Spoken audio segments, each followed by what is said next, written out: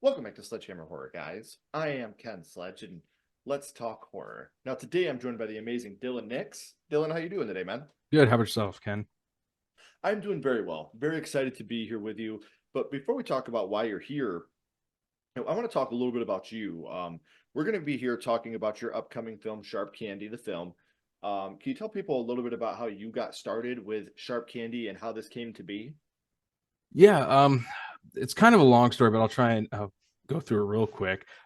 When I first got started making movies, I literally I graduated high school, bought a camera, just started making stuff with my friends. I didn't really have the money to go to school or anything, so I just kind of wanted to, get started. And so I moved to Baltimore, where I was born, and just made friends who were into film and stuff like that. And we actually wound up making uh, our quote quote first feature film called, and it's a mouthful, Baron von Laffo's Halloween Spookathon. And it was supposed to be this like found footage. Like it was supposed to be, the premise was that it's an old broadcast of like an old attempt at a Halloween special in the late 70s. And then shit just kind of goes crazy.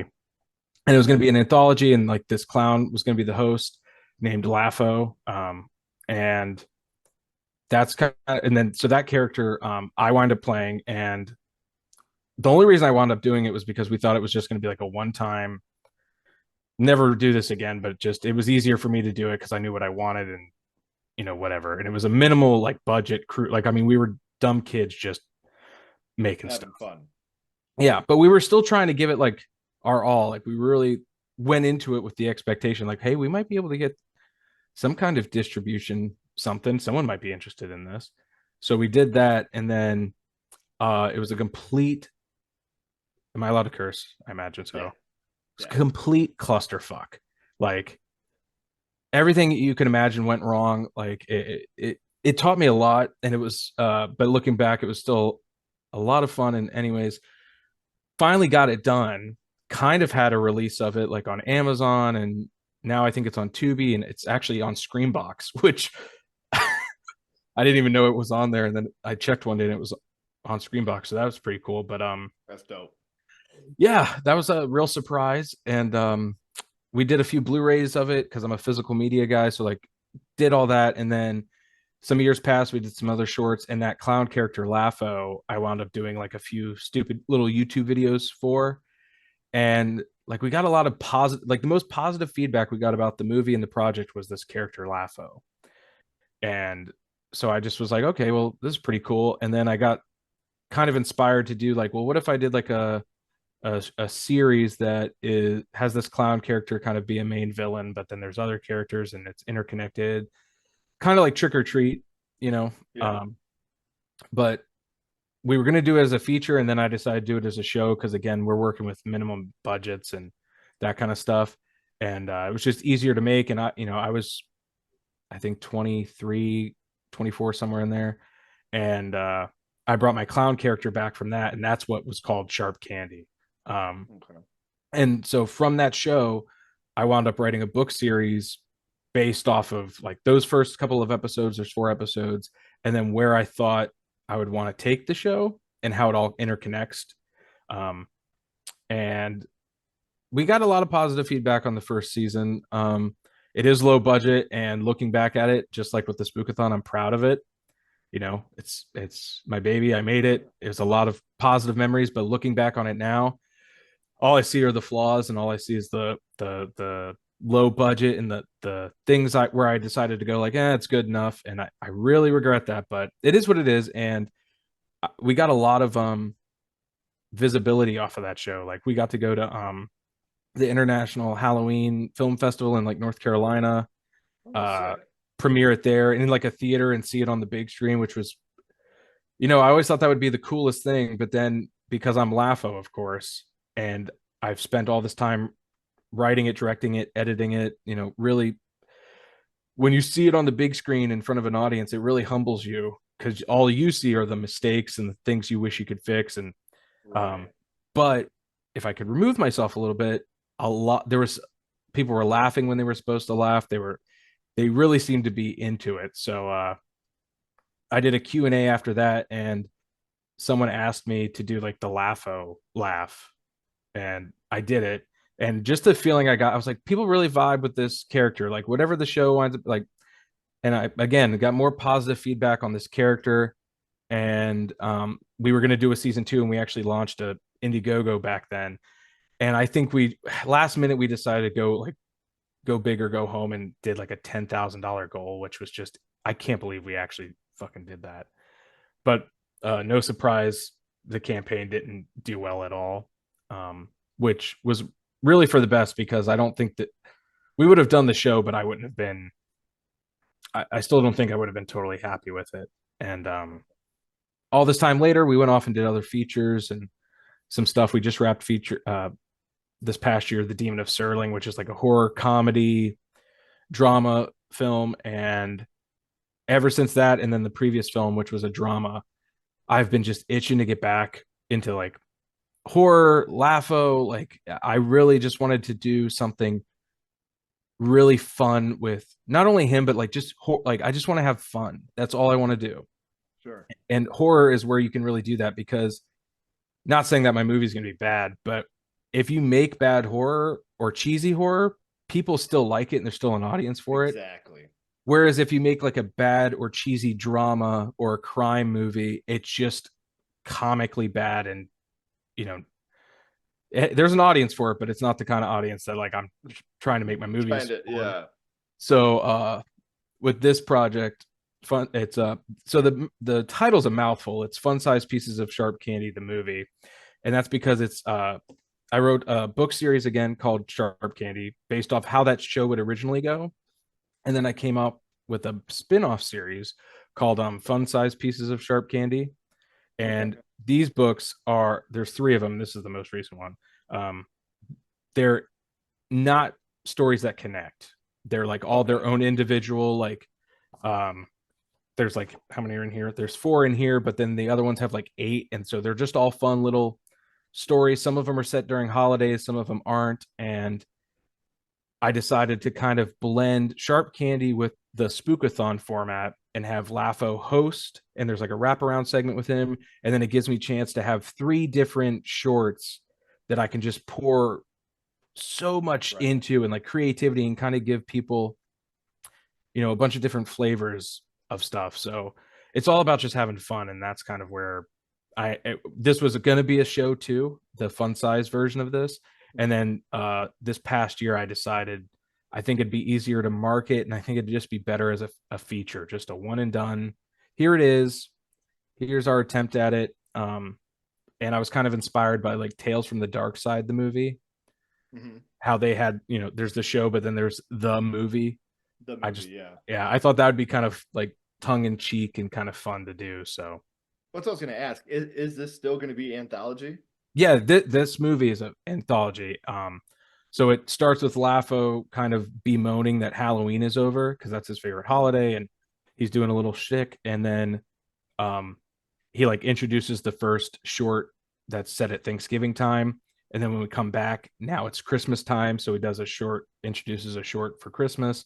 We come back again, it's Easter time. He does one, we Okay. get a story for Easter. And then when we cut back, that's the wrap up segment. And I really can't spoil any of like Right. Yeah. Yeah. I that don't want stuff, it to be but spoiled for sure. the individual shorts I can give, like the Thanksgiving one is about these 2 guys who um break in, or not break in, but they know that there's this safe, this unguarded safe in this abandoned part of this building, and they break in on Thanksgiving to try and like crack it. And this place is like known to have some morbid history, dark history to it.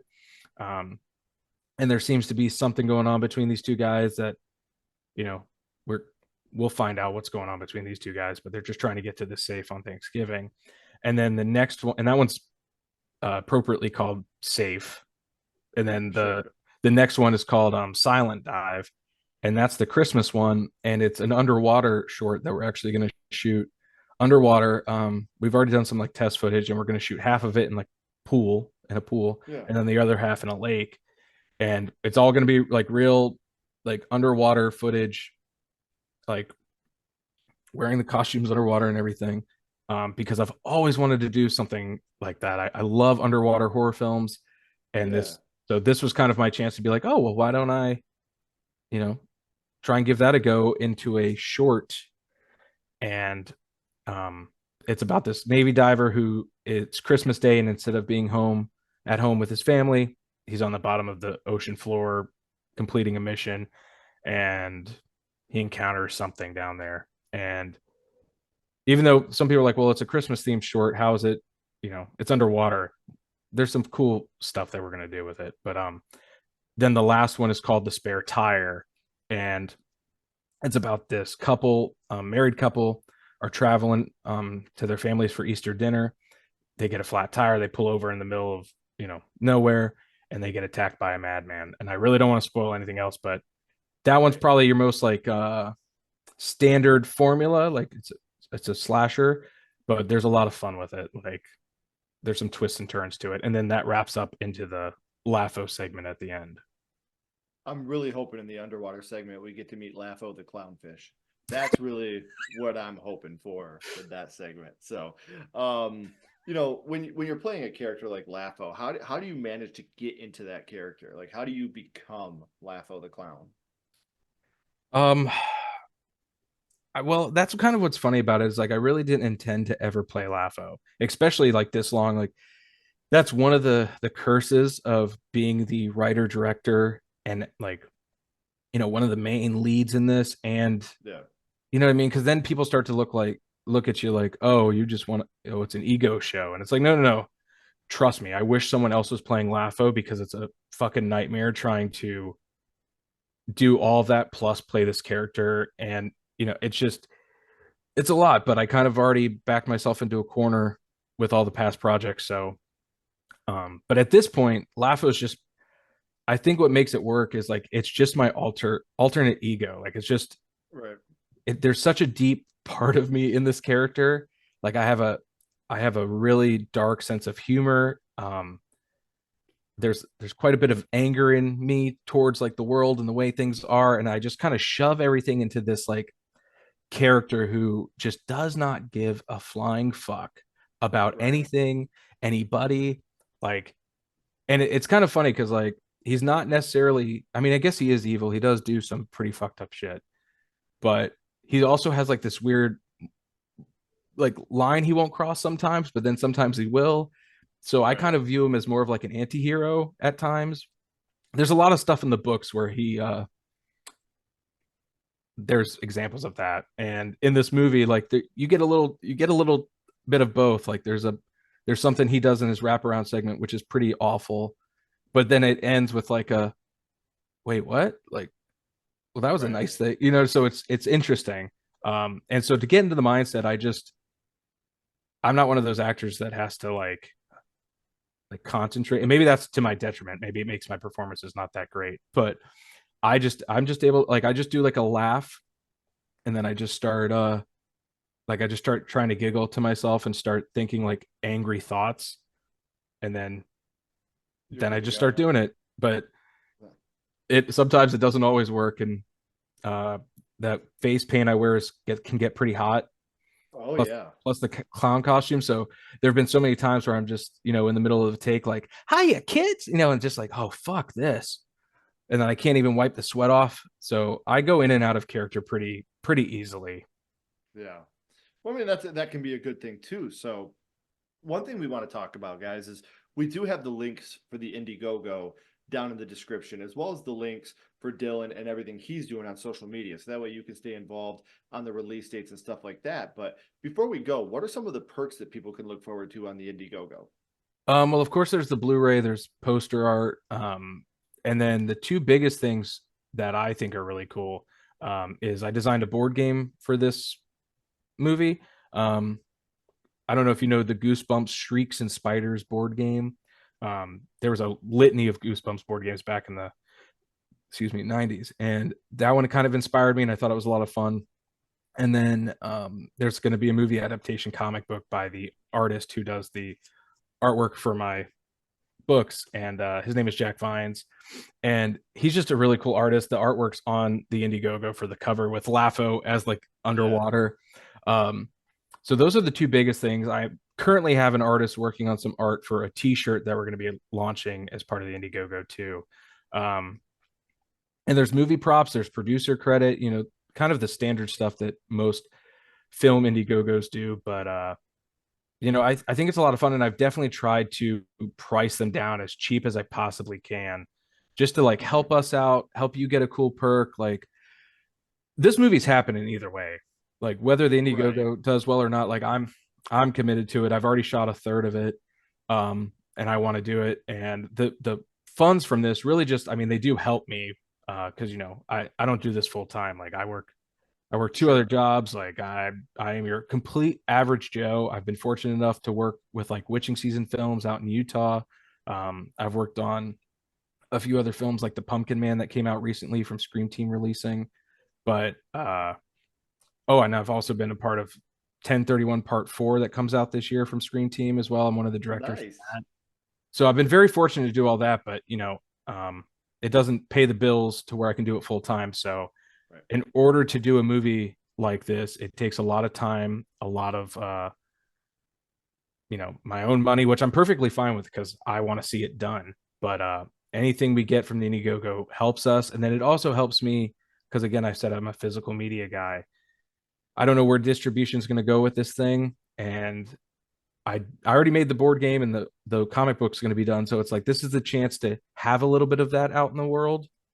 Um, for the Demon of Serling, my previous feature, we did an Indiegogo for that, and I also made a board game that's actually in the movie, and I decided to actually make it work, and that's was one of our perks. So even though only a couple people got it, to me it means the world to be able to create something like that, Sure. and it's out there in the world. Like someday, someone's kid is going to be like, "Hey, what's this board game, Grandpa?" And it's going to be Demon Land, and or it's Right. going to be the Funsize Sharp Candy board game, and that means the world to me because I really love physical media, and I love all the horror merchandise nowadays. Like it's Mhm. so much fun, so cool. Um, so that's kind of what this Indiegogo is about, like generating awareness of the movie number one, but also giving me a chance to help fund it a little bit, but also do these perks that I otherwise probably wouldn't be able to do because, like I said, I don't know what's going to happen with this thing. So um, I just want to try and make it the best thing that I can possibly make, and really feel like every project we've done so far, I really feel like it's progressed astronomically. And with this one, I really like. There's so many ambitious sequences, like the whole underwater short. I'm not trying to make it look like this cheesy thing we shot in a bathtub. Like I'm really going all out to try and make it look Sure. as cinematic as I can within a budget that is that I'm able to do. So I just at the end of the day I want people to have fun, and like that's what I love about horror. It's a spectrum of so many different choices, and you got everything from like the cheesy bad stuff to the really impressive A24 Hereditary, and then you got all the stuff in between. And I feel like if you're a true horror fan, you kind of love all of it, and you're always hungry for more. So that's kind of what I want to give people. Um, Right. so And the number one thing to remember, not only do you get some cool perks, but the biggest thing is you're helping art become made. To help art become something, to go from somebody's brain to their fingers and then onto our screens is so important. So yeah, you get some cool perks for helping, but the most important thing is we're helping an artist create their art. So like I said, make sure you're clicking that Indiegogo link down in the description. Make sure you're following Dylan on all the social media links down there as well, so you can stay up to date on when you'll be able to see. I'm not gonna be able to say the whole thing, but Sharp Candy, the film. Um, I just don't want to disrespect you and mess it up. no, I'm So, probably shooting uh, myself in the foot by naming it that long, but it's what my books are called, so I'm rolling with right. it. So, like I said, make sure you're checking out the Indiegogo. If you have the funds available, please consider helping out because it would really mean a lot. And make sure you're following the social media pages. Dylan, don't go anywhere. I got a couple more questions for you. Okay. Um, Everyone else, if you haven't already, please like, comment, and subscribe. It does help build the channel more than you know. And follow Sledgehammer Horror on social media. Our links are in the description as well. But until next time, keep talking horror, stay what you are, and we'll see you guys soon.